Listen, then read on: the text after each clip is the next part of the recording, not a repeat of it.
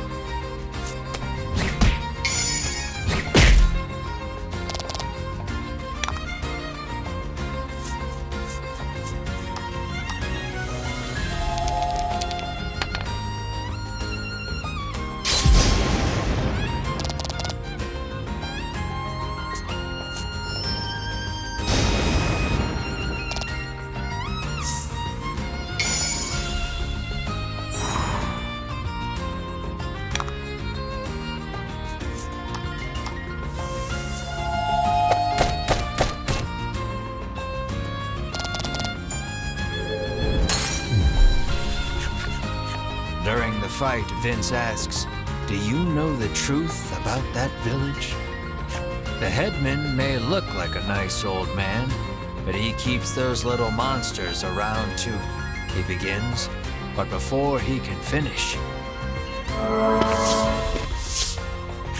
Winifred, Hedwyn, and Berwyn of the Ivory Order appear. The three brush you aside, fixing their attention on Vince.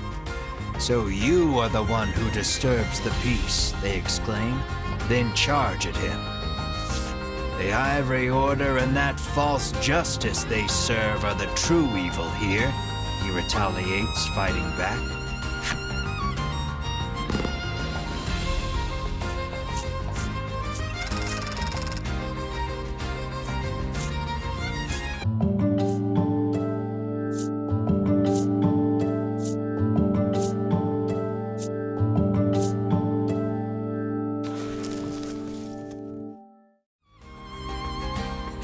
Seeing the two parties occupied with each other, you realize this is your chance to grab Mr. Flobby.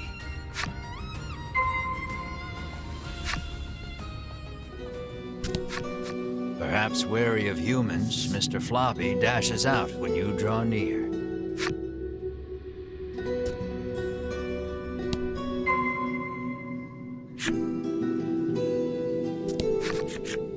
Vince is on equal footing with the three from the Order. You realize then that he wasn't fighting in earnest against you earlier. Engrossed in their battle, the combatants pay you no mind.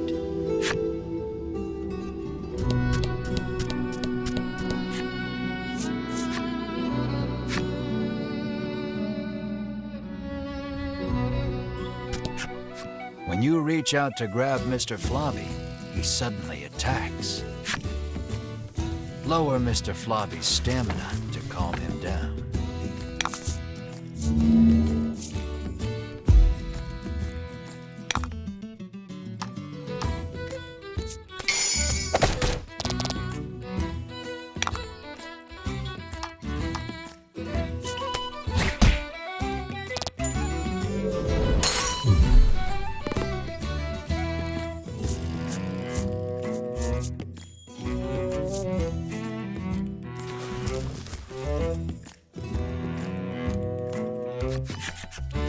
Exhausted from the fight, the raging Mr. Flobby finally stops attacking.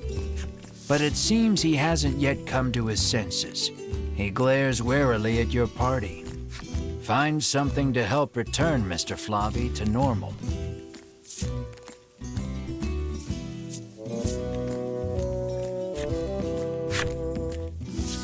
You wipe Mr. Flobby's mouth with the handkerchief you received from the girl. Then you hear a quiet voice speak. "That's not my mouth," Mr. Flobby murmurs bashfully. It looks like the girl's familiar scent on the handkerchief returned him to normal. Having regained his senses, Mr. Flobby heads back to the village. you place the increasingly sticky handkerchief in your bag.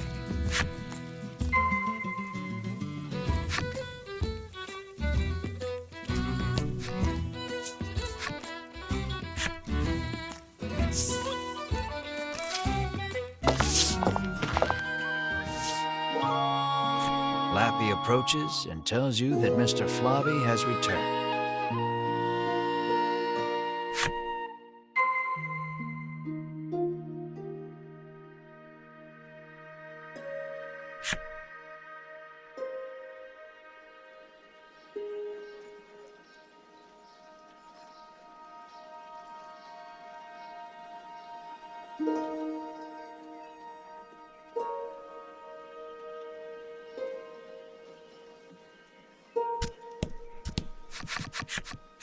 The girl is ecstatic that Mr. Flobby is finally back home.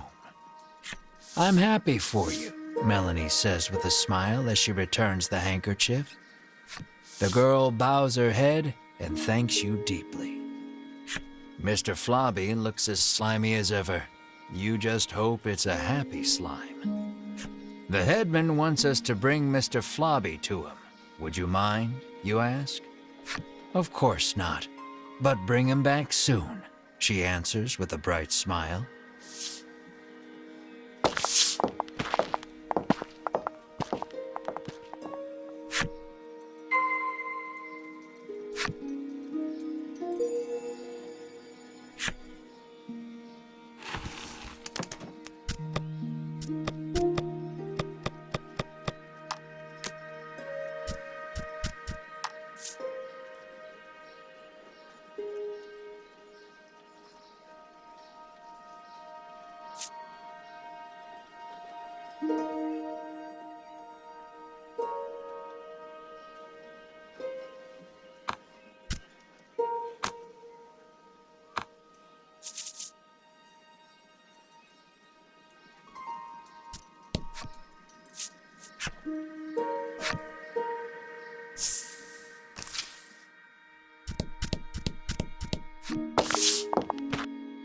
"I'm so happy to see you safe and sound," the headman exclaims, giving Mr. Flobby a hug.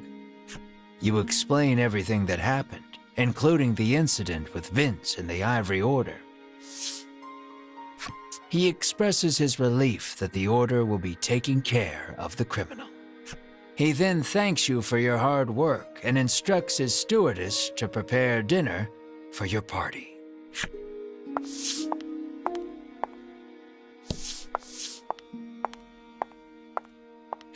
You can feel your collective mouths watering at the sight of the lavish meal. You, Mar, and Ridus immediately dig in. You aren't sure where you find a moment to breathe among all the feasting. "Please, eat to your heart's content," the headman insists with a smile. Once your belly is full, you realize that Mr. Flobby is gone. And then... "Room for dessert?" the headman asks, offering you a plate of slimy jelly. You feel your stomach churning at the very sight of it. The color strikes you as familiar, and the stickiness sends a shiver down your spine. Is this Mr. Flobby?" you ask the headman, your voice trembling in disbelief. The headman looks at you with a plain expression, one that holds no malice. "Is that a problem?" he questions back. "This dish is a masterpiece," he remarks with a light-hearted chuckle as he gazes at the jelly.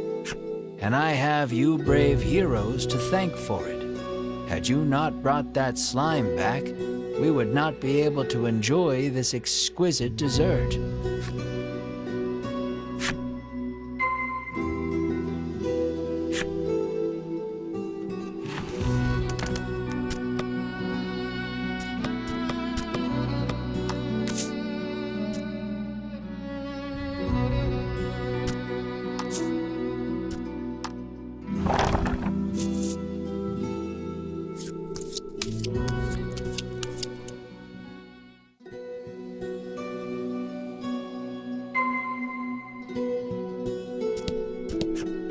Are you full? He asks, seemingly concerned at your silence. It would be a shame to let something so splendid go to waste.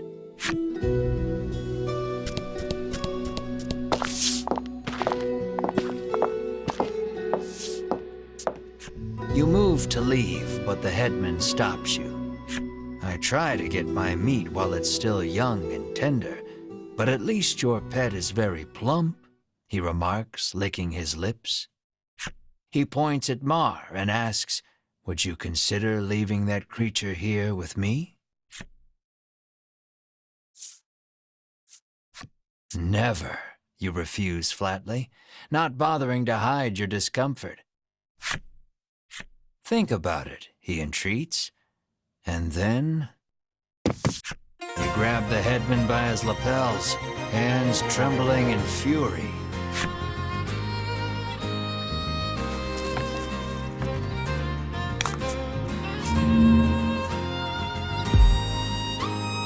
Don't hold back.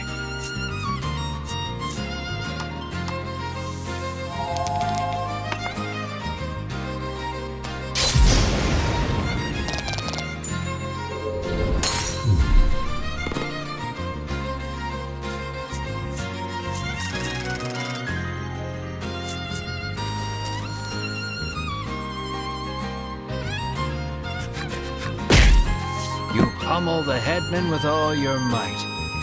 Curled up on the ground, the headman groans in pain, but insists that monsters were meant to be eaten.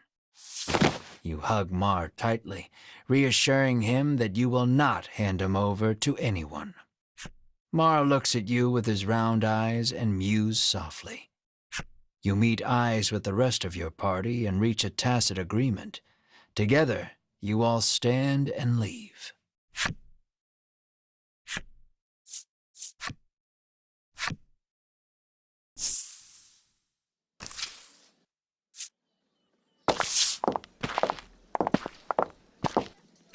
As you are about to leave the headman's house, though, the old man suddenly charges at you from behind.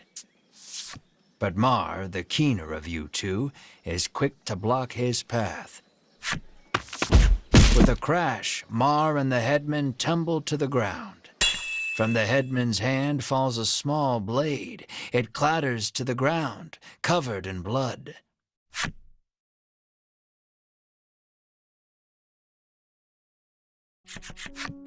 You take the injured Mar to an inn where you can watch over him. You gaze at the unconscious Mar with concern. Despite the shallow wound, no amount of medicine seems to rouse Mar from the bed. I heard that my friends were in danger, so I came as quickly as I could, Lappy says. As he reaches Mar's bedside, he leans over and licks his wound. This is what-you-call-it extract, he shouts. He explains that it is a poison extracted from a certain monster. If it enters the body, it drastically reduces one's stamina. Hearing those words, you realize the headman's blade must have been coated in this poison. Mar's condition starts to make sense. Isn't there anything we can do? Melanie asks. Lappy's eyes widen in realization before he places his mouth over Mar's wound and begins sucking. He then puts the what-you-call-it extract into a bottle and hands it to you.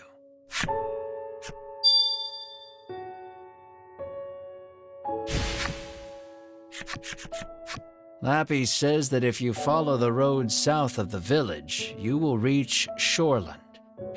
He tells you to give the extract to the famous nutritionist there.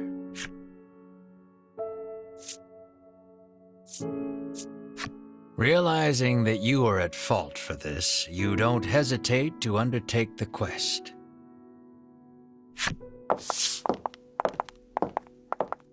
But this is strange. The extract comes from a monster, so it should have no effect on one, Lappy remarks with a curious tilt of his head.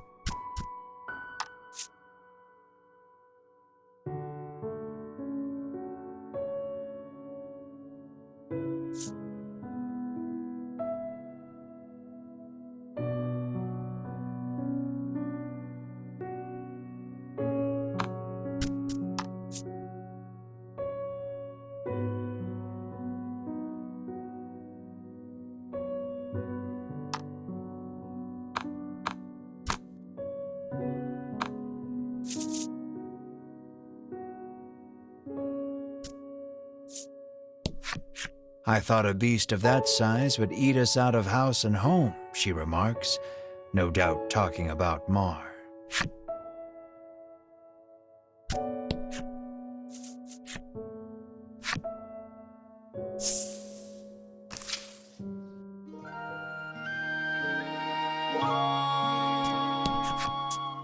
The girl sighs. You're dirty again, she says, wiping a slime's mouth. Mr. Flobby, you're alive, you exclaim in glee. This is Mr. Globby, Mr. Flobby's cousin, she tells you.